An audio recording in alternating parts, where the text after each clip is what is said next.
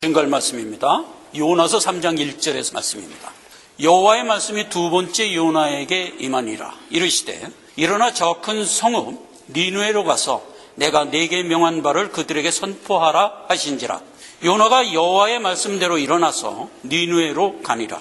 니느웨는 극히 큰 성읍이므로 3일 길이라. 요나가 그 성에 들어가며 곧 하룻길을 행하며 외쳐 가로되 40일이 지나면 니느웨가 무너지리라 하였더니 니느웨 백성이 하나님을 믿고 금식을 선포하고 물은 대소하고 굵은 배를 입은지라. 그 소문이 니느웨 왕에게 들리매 왕이 보좌에서 일어나 조복을 벗고 굵은 배를 입고 제에 앉으니라.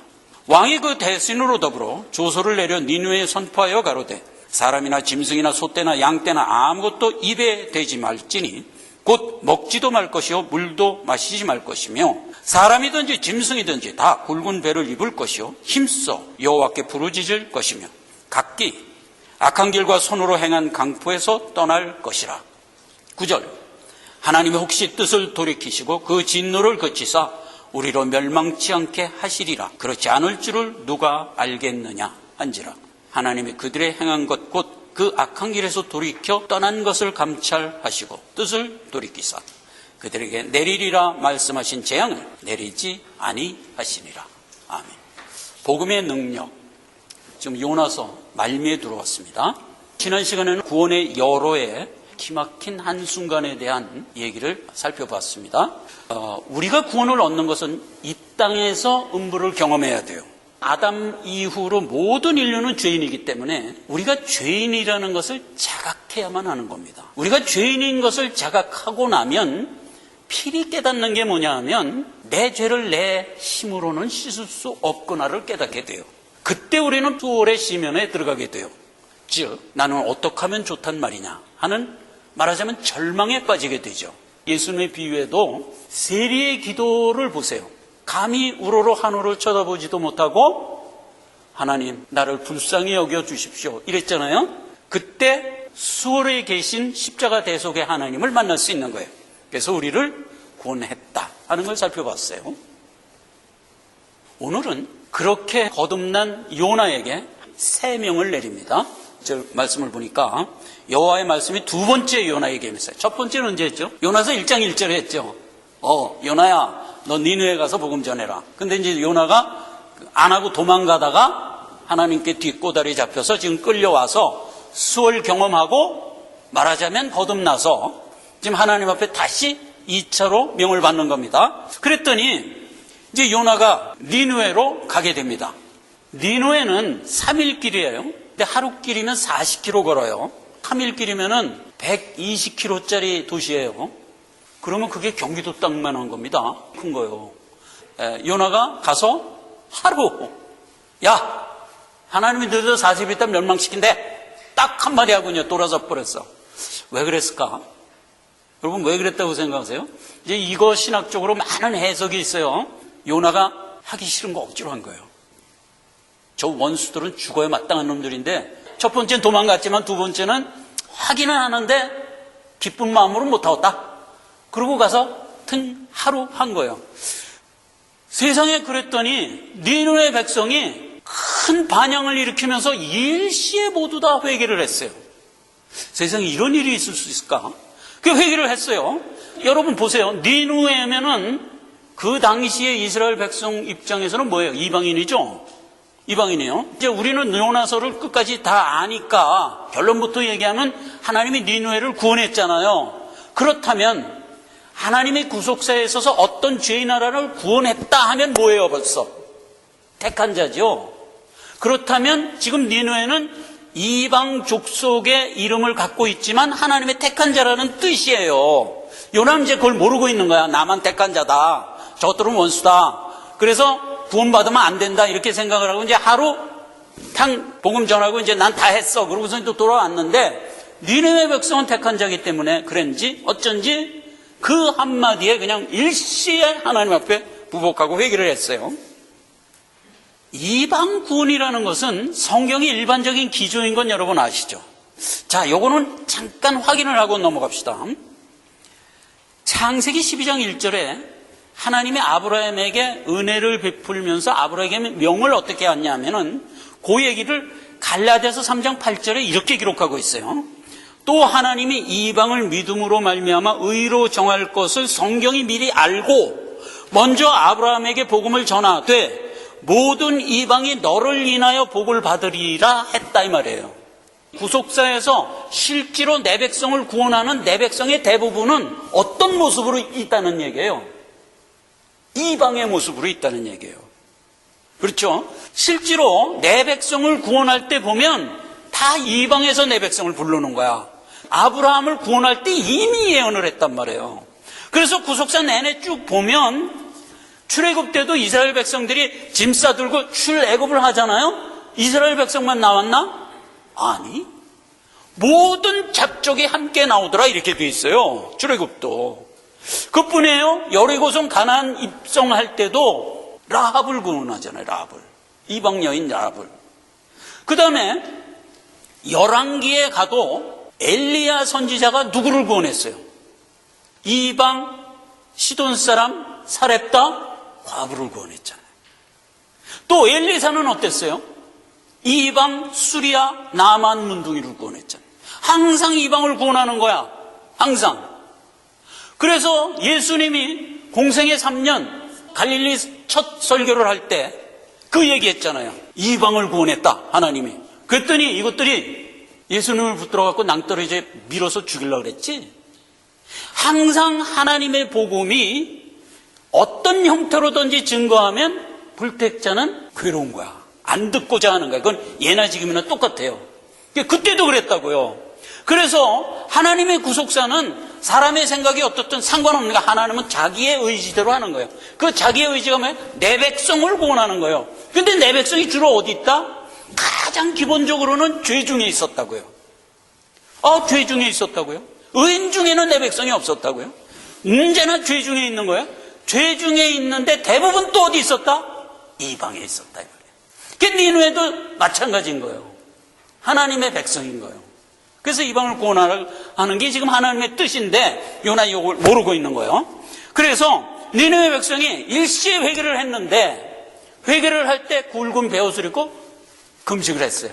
그래서 백성뿐만이 아니라 왕까지 그리고 기르고 있는 짐승까지 다 금식을 한 거야. 그럼 여러분 회개를 할 때 성경 항상 베옷 입다고 얘기해요.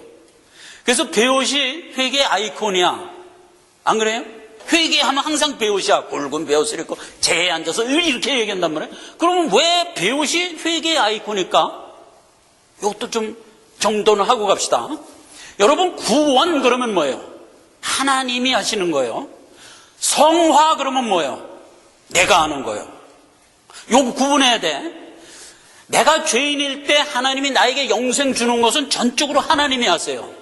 내 능력으로 하는 거 아니라 하나님이 하는 거야. 그런데 일단 그렇게 해서 구원을 받으면 그때서부터 내가 의지와 결단력을 갖고 내가 천성의 소망을 갖고 힘써 나가야 돼. 이렇게 해서 구원이 완성되는 거거든요. 자, 그러면 지금 회개가 어느 시점에서 있는 거예요? 한 죄인이 영생으로 오는 요 시점에서 있는 거지. 그러니까 이건 전적으로 하나님이 하시는 일의 일환이잖아요. 아직은. 그러니까 행위로는 안 되는 거예요. 언제나 하나님의 능력과 절대 권력으로 될 일이란 말이에요. 아직은. 그렇게 해서 영생을 받고 난 이후에 비로소 나의 행위를 하나님이 요구하지. 요 구분을 분명히 알아야 돼요. 근데 이거 잘못하는 사람 되게 많아요. 구원 얻을 땐 내 결단으로 하겠다고. 이러면 그거 이단이에요. 이단이에요. 하나님이 나를 거듭 태어나게 해줘야 내가 구원을 얻는 거예요. 내가 거듭 태어나는 건 내 놈으로 하나? 아기가 자기가 태어나나 스스로? 부모가 낳아줘야 나는 거지? 이 원리란 말이에요. 그래요. 그래서 행위 그러면 성경에서 땀이거든요. 땀. 그럼 보세요. 창세기 초반 벽두에 아담과 하와가 죄를 범하자 하나님이 어떤 명을 내리나? 창세기 3장 19절 내가 얼굴에 땀을 흘려야 식물을 먹고 필경은 흙으로 돌아가리니 그 속에서 내가 취함을 입었습니다. 에덴 동산에 있을 때는 일할 필요가 없었어요. 그냥 뭐 널린 게 다 먹을 거니까 그거 먹고 살면 됐는데 에덴에서 쫓겨난 이후부터는 어떻게 했다?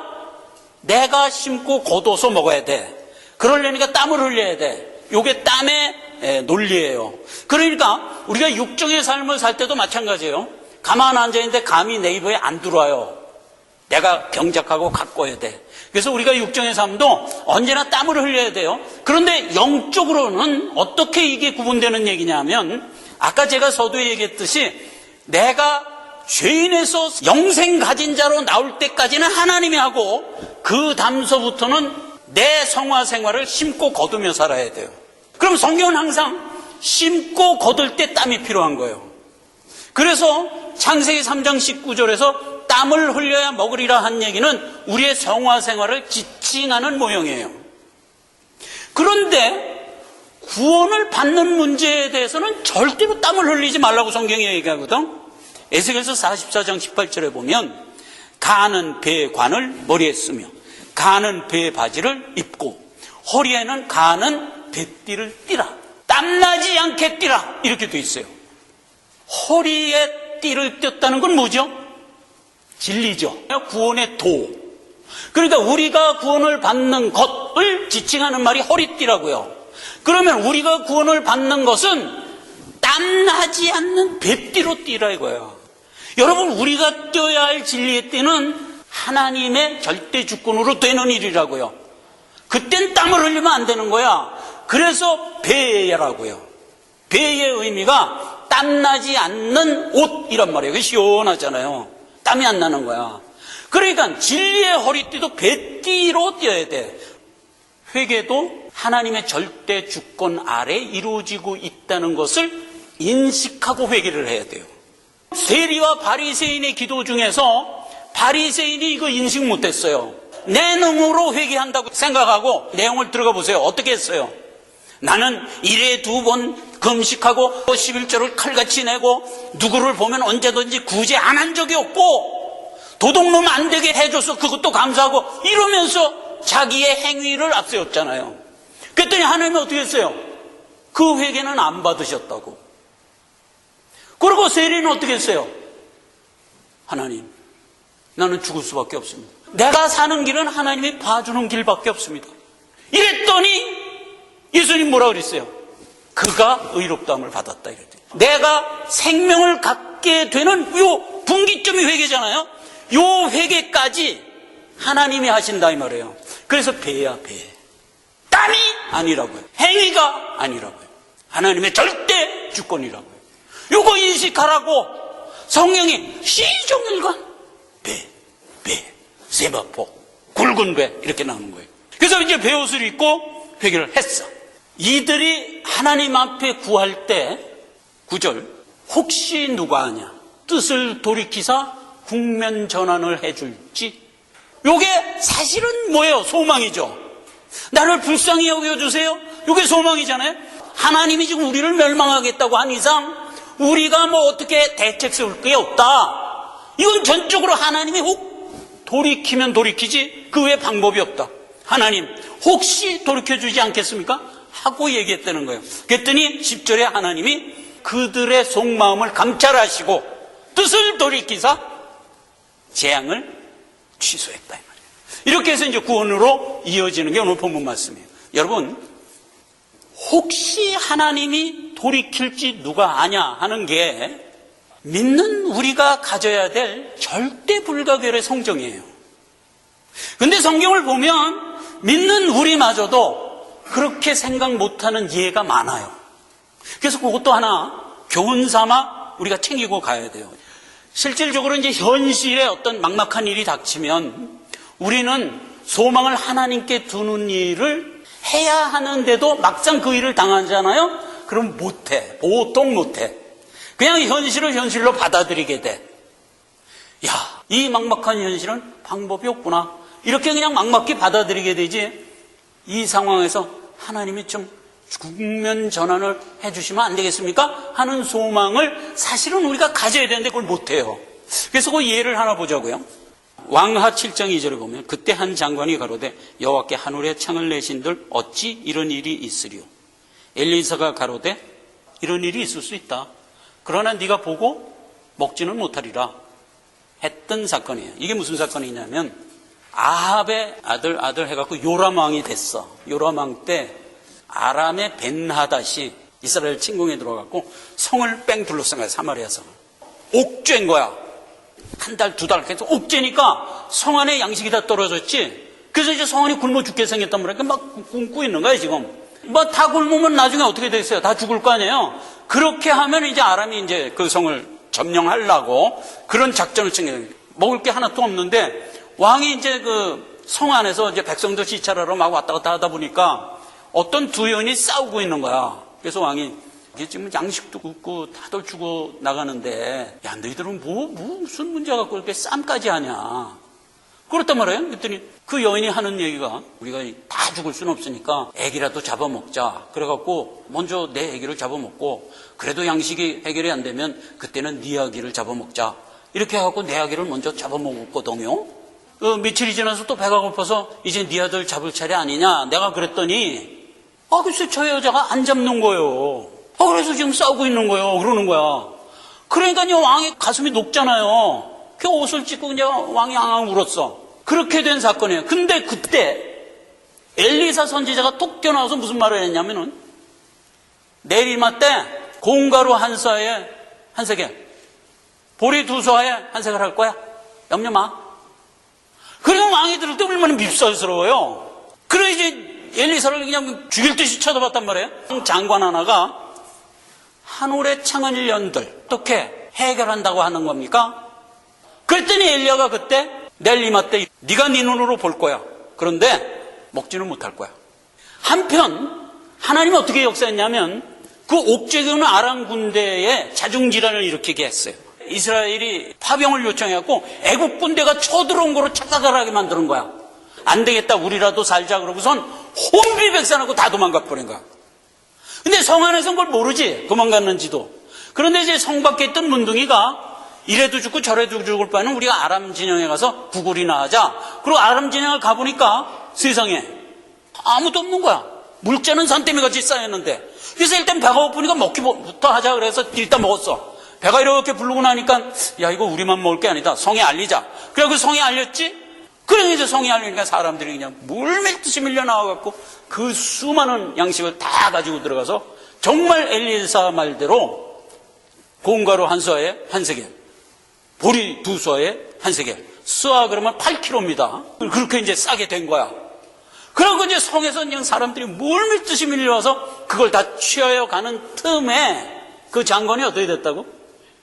깔려서 죽었어. 엘리의 말대로 된 거야. 그래서요, 여기 교훈이 뭐냐면 성도는 어떤 어려운 일을 만나도 소망을 언제나 하나님께 둬야 돼요. 그래야 성도예요. 예. 하나님이 혹 국면을 돌이켜 주시지 않을까 하는 소망을 우리 살아생전 천국 갈 때까지 늘 가지고 있어야 돼요. 요 실수는 모세도 했어요. 이렇게 큰 대사도도 이건 실수한다. 그러니까 너희는 정신 바짝 차리고 이 땅을 살아가면서 어려운 일을 맞으면 그때가 찬스다. 하나님께 소망을 두고 하나님을 의뢰하라. 이게 교훈이라고요. 모세는 어떤 실수를 했냐면 광야를 막 가는데 백성들이 이제 고기가 먹고 싶은 거야. 그래갖고 막 원망을 했어. 그래서 이제 모세가 하나님한테 간했지. 백성들이 고기 먹고 싶답니다. 그래서 이제 하나님이 약간 결이 난 거야. 만나주고 다 먹을 거 줘서 지금 광야를 가고 있는데 나 애굽이 그립다고? 좋다. 내가 고기를 준다. 내일 말이야. 코에서 냄새가 나도록 고기 줄 거야. 하나님도 사실 살짝 신경질이 나서 얘기를 한 거야. 그랬더니 모세가 그때 하나님한테 이렇게 얘기해요. 아이 하나님, 바다의 고기를 다 잡은들, 저 양떼 소떼를 다 잡은들, 코에서 냄새가 나도록 이 200만이나 되는 사람을 먹인다고요?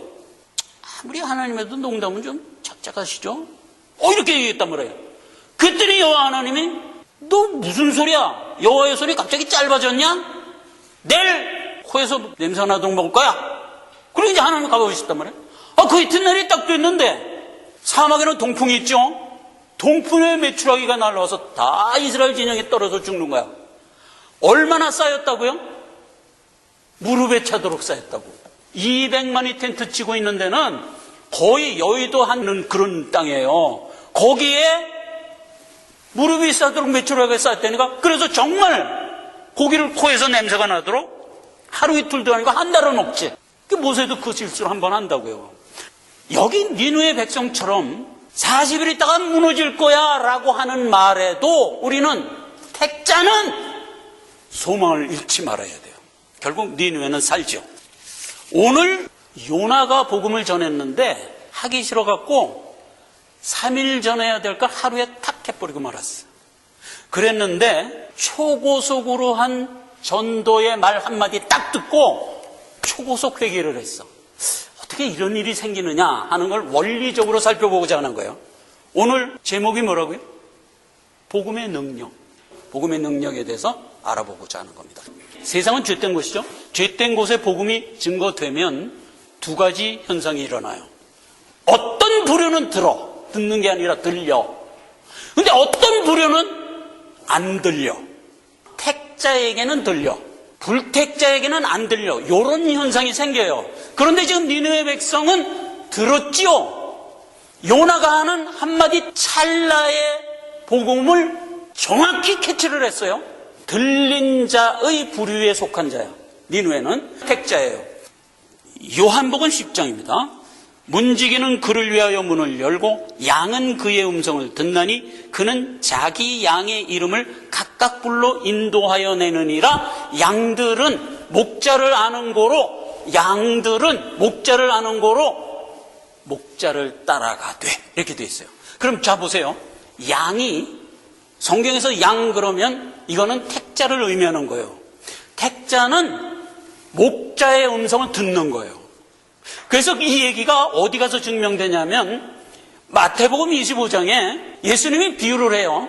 마지막 날이 되면 내가 모든 민족을 내 앞에 놓고 왼쪽은 양, 오른쪽은 염소로 구분한다. 그래 놓고 어떻게 얘기해요? 양들아, 내 택자들아, 만세 전부터 예비된 내 본향으로 들어가라. 그 다음에 염소에게는 염소들아, 마귀를 위하여 예비된 유황불로 들어가라. 그러니까 성경에서 양 그러면 택자예요. 근데 양은 목자의 음성을 아는 거야. 다른 사람의 음성을 모르는 거야. 그래서 다른 사람이 말을 하면 오히려 도망가는 거야. 목자가 말하면 쫓아가는 거야. 이건 본능이에요. 또 이거를 원리적으로 얘기한 게 요한복음 8장 47절에 봐요. 하나님께 속한 자는 하나님의 말씀을 듣나니 너희가 듣지 아니하면 하나님께 속하지 않았기 때문이다. 그러면 하나님께 속한 자가 누구예요? 양, 택자다 말이에요. 여러분, 무엇을 의사 취합해서 듣고 못 듣고 하는 것도 우리 일상에서 이 원리가 그대로 적용돼요. 제가 옛날에 전쟁 영화를 하나 봤는데 그 주연 배우만 생각나고 제목은 생각 안 하고, 여자가 잉글리트 버먼이고 남자가 게리 쿠퍼야. 유명한 배우들이. 이게 남자가 왔다 갔다 하면서 막 일을 하다가 저기서 잉그리트 버그만이 음식을 갖고 병사들한테 주려고 오다가 만났어. 근데 둘이 사랑하는 사이야. 그 여자를 만나갖고 키스를 했어. 키스를 막 하고 있는데 폭탄이 뚱 떨어진 거야. 바로 옆에 있는 막사에 떨어진 거야. 그 폭탄 떨어지는 순간에 키스를 이렇게 하고서 짧은 키스를 끝내고 볼일 보러 가고, 남자도 자기 볼일 보러 갔어. 이거 뭐야, 갑자기 옆에 있던 막사가 무너져 있네. 이거 어떻게 된 거야? 그리고 이제 옆에 있는 동료한테 물어보니까 이놈이 이게 어디 갔던, 지금 막 폭탄이 떨어져갖고 이 막사가 다 무너졌는데 너 어디 갔다 왔어? 못 들은 거야. 키스하는 동안에 못 들은 거야. 사람이라는 게 어디 집중하잖아요? 안 들려요. 요 원리예요. 불신자가 왜 못 듣죠? 하나님께 대한 관심이 전무한 거야. 세상사에만 관심이 있다고요. 안 들리는 거야. 폭탄 소리 못 듣는 거하고 똑같은 거예요. 원리. 그럼 듣는 건 어떤지 아세요? 듣는 건 또 그 반대야. 이렇게 돼 있어요. 우리 큰딸이 2살 좀 약간 넘었을 때요. 그때 그 수련회를 보낸 거야. 요즘엔 뭐 그런 일이 많지만 옛날에는 엄마 품에서 떨어뜨려서 어느 기관에 수련회를 맡긴다는 건 상상이 안 되는 거야. 옛날엔 그랬어요. 주최 측에서는 절대 쫓아오지 말라고 신신당부를 했는데 어기고 쫓아간 거야. 담이 철망으로 이렇게 쳤는데 똥나무를 심어갖고 다 가렸어. 담 밖에 이제 부모들이 가갖고 내 새끼들 교육받는 걸 보는 거야. 그러면서 아이고 내 딸 저기 있네, 내 딸 저기 있네 하면서 이제 다 보는데, 얘네들이 교육을 받다가 살짝 엄마 끼를 느낀 거야. 그러니까 딸이 고개를 휙 돌려서 다른 집 애들도 그러는 거야. 담 밖에서 어머니들이 보고 그 저쪽에 가서 앙 울고 왔대. 이해가 되세요? 내 어머니는 짝 냄새만 풍겨도 들어요. 관심 있으면 들려요. 이렇게 된 게 듣느냐 못 듣느냐예요. 천국에 대해서 택자는 타고난 성정이에요. 하나님이 우리를 만세전에 택했죠. 그러면 내가 택함 받은 신부는 내가 만든 거예요? 만세전에 택했다고. 나는 태어날 때 죄인으로 비록 태어나지만 택한 자의 신분을 갖고 태어나는 거예요. 그러니까 택한 자는 영생에 대한 소망이 잠재되어 있는 거예요. 그 잠재되어 있는 자에게 영생의 냄새만 풍겨도 우리는 반응하는 거예요. 니느웨 백성이 바로 요나의 그 초고속 전도 한마디에 그냥 땅 간 거예요. 이게 원리라고요. 그럼 불신자를 한번 볼까요? 불신자는 못 들어요. 베드로전서 2장 7, 8절. 그러므로 믿는 너희에게는 보배이나 누가 예수가 믿지 아니하는 자에겐 건축자의 버린 그 돌이 모퉁이의 머릿돌이 되고 또한 부딪히는 돌과 거치는 반석이 되었다 하니라. 저희가 말씀을 순종치 아니함으로 넘어지나니 이는 저희를 이렇게 정한 것이라. 정한 것이라. 이해가 안 돼도 성경 말씀이 이렇게 돼 있어요. 정한 것이라. 오히려 예수가 이들에게는 뭐예요? 걸려 자빠지는 돌뿌리가 된다니까. 저희의 악행이 그렇게 됐다 그러지만 사실은 하나님이 정한 거고, 저희의 악행이 무슨 뜻이에요? 예수 안 믿는 것이잖아요. 성경에서 죄 그러면 뭐예요? 예수 안 믿는 것이란 말이에요. 그게 하나님의 복음의 말씀을 못 듣게 하는 거예요. 오히려 복음의 말씀을 주면 그 복음의 말씀에 걸려 자빠지는 거예요. 이렇게 분명히 다른 거예요. 하나 더 볼까요? 이사야서 앗수르 사네립이 유다를 침공했을 때 하나님이 사네립을 진멸을 하면서 이렇게 얘기를 했어. 내가 어찌 듣지 못하였느냐? 이 일들은 내가 태초부터 행한 바요 상고부터 정한 건데, 그래서 그걸 내가 세상에 공포를 했는데 너희가 어찌 못 들었냐? 이렇게 반문한다고요. 그러면서 하는 얘기가 뭐예요? 이제 내가 너로 돌무더기 되게 할 거야. 그리고 진멸해 버린다고요. 하나님의 구속사는 택한 자는 살려서 세우고 가라지들은 솎아서 버리는, 이게 묶인 게 하나님의 구속사라고요. 그러면 버려서 유황불로 들어갈 불택자를 세상에 그럼 왜 만들었냐? 애당초 만들지도 말지. 이런 의문이 안 드세요? 당연히 들지. 이거 갖고 뭐 얘기할 건 없어요. 지금 시간이 없으니까. 결론부터 얘기하면 뭐다? 내 백성 교육시키려고 하나의 교육 보조제로로 만든 거다고요. 신앙생활을 하면서 뭘 봐요? 악한 자들이 예수 안 믿는 걸 늘 보면서 살아요. 그러면서 우리는 뭘 느끼라고? 저러면 안 되지를 배우라고. 그래서 가라지가 한 밭에서 자라는 거예요. 곡식이 자라는 밭에서 왜 가라지를 함께 자라게 놔두냐? 그것도 추수 때까지 알고 교육하려고. 이게 답이에요. 이렇게 된 겁니다. 그러면 여러분, 십자가의 도 그러면 하나님의 구원의 의지죠. 내 백성은 구원하고 더러운 것들은 소멸하겠다. 이게 십자가의 도죠. 그럼 이 십자가의 도를 요나가 가서 선포를 당했어. 니느웨 백성에게는 하나님의 능력이 돼서 회개를 했고 하나님의 지혜가 돼서 회개를 했어요. 이걸 우리에게 적용해서 생각해 보자고요. 전설로만 흘려버릴 게 아니라 이게 실제로 역사적으로 정돈하자고요. 고린도전서 1장 18절에 십자가의 도가 멸망하는 자들에게는 미련한 것이요 구원을 얻는 우리에게는 하나님의 능력이라. 오직 부르심을 입은 자들에게는 유대인이나 헬라인이나 상관없다. 그리스도는 하나님의 능력이요 하나님의 지혜다. 그러니까 복음이 택자에게 일단 들리면 우리에겐 그게 하나님의 능력이 돼서 들어온다고, 또 지혜가 돼서 들어온다고요. 에베소서 2장 14절에는 그 복음이 내게 들어온 이후부터 나로 하여금 주와 한 몸 되게 한다고요. 이게 복음의 능력이에요. 봐요. 그는, 이게 여기서 그는 누구예요?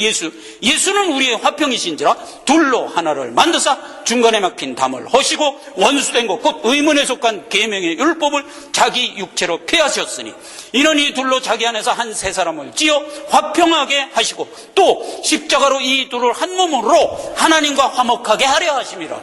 그래서 원수된 것을 십자가로 소멸하시고 또 오셔서 먼 데 있는 너희들에게 평안을 전하고 가까운 데 있는 자들에게 평안을 전하셨으니 이는 저로 말미암아 우리로 말미암아 우리 둘이 한 성령 안에서 한 몸 되어 아버지께 나가게 하려 함이라. 이게 복음이 우리에게 들어와서 우리를 이끄는 능력이라고요. 여러분 생각해 보세요. 예수님이 십자가에 못 박혀 죽음으로써 내가 사망에서 생명으로 나왔다고 그랬죠.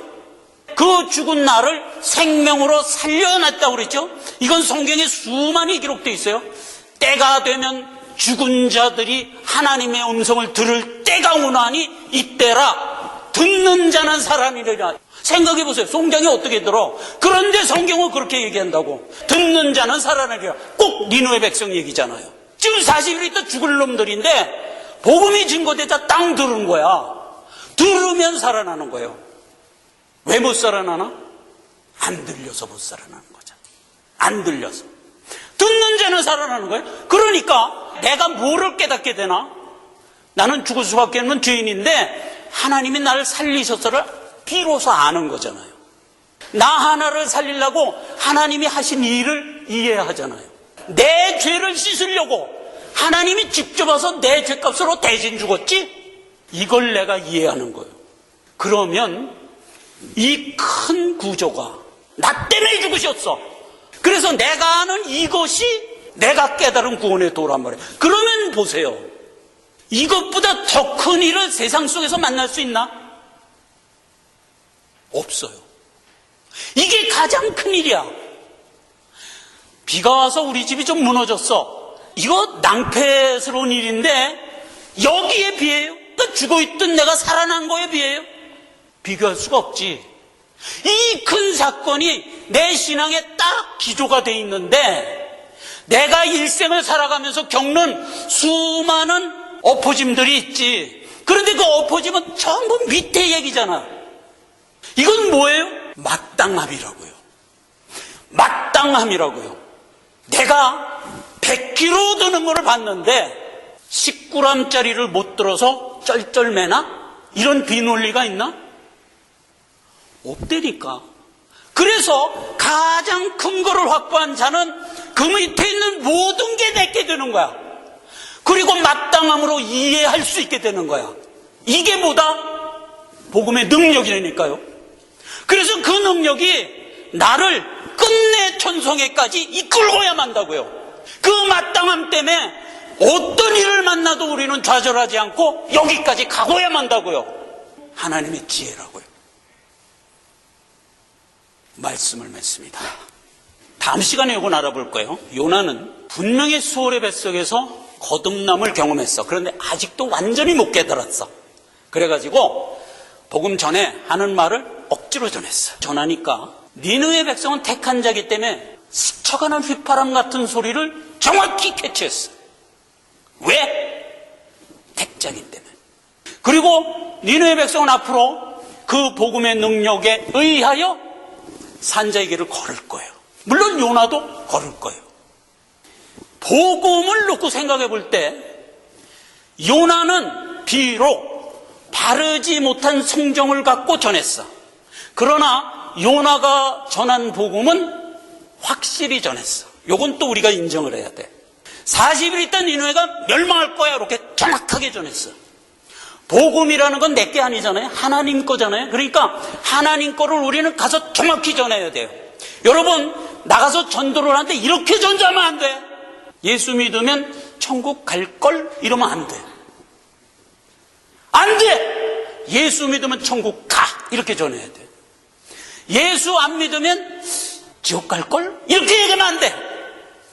예수 안 믿으면 필히 지옥이야 이렇게 얘기해야 돼. 만약 그렇게 얘기 안 하고 껄껄 하면은 이건 복음을 잘못 전한 거 아니 복음을 모독한 거예요. 요나는 비록 내 심중에 싫어도 그래서 3일 할 거를 하루에 찍 해버렸어도 정확히 전했어요. 40일 있다 무너질 거야 하고 정확히 전했어요. 그랬더니 니느웨 백성이 그 정확한 복음을 듣고 이렇게 된 거예요. 그렇기 때문에 우리는 나가서 복음을 증거할 때 하나님의 것을 전해야 돼요. 내 우려와 내 염려 때문에 섞어서 전하면 안 돼. 안 돼. 예수 안 믿으면 지옥이야. 정확히 전해야 돼. 특히 내 자녀일수록 그걸 정확히 전해야 돼. 내 자녀가 충격받을까 봐 그렇게는 얘기 못하겠어. 그러면 그 자녀 영원히 구원 못 받아. 정확히 전했더니 어떻게 됐다고요? 그 다음에는 복음이 알아서 했다고요. 불성실하게 전했느냐 성실하게 전했느냐는 문제가 일단 안 돼. 찬의 부재야. 정확히 전했느냐 대강 전했느냐가 정말 중요한 거야. 요나는 비록 불성실하게 전했어도 정확히 전했어. 물론 성실하게 전하면 더욱 좋을 뻔했지. 나중에 요나는 그렇게 될 거예요. 정말 중요한 거는 바르게 전했냐 대강 전했냐의 차이다 이 말이에요. 이게 복음의 능력이다. 기도하겠습니다. 아버지 하나님 은혜를 감사드립니다. 하나님께서 우리를 구원한 것이 이렇게 큰 하나님의 능력과 역사 가운데 이루어졌다는 것을 니네 백성이 구원 얻는 모습을 보면서 우리가 다시 한번 감사와 찬양을 드립니다. 우리에게 허락된 이 생명, 우리 일생 동안 우리가 분명히 간직하고 우리의 길을 바르게 걸을 수 있도록 인도하시옵소서. 예수님의 이름으로 기도했습니다. 아멘.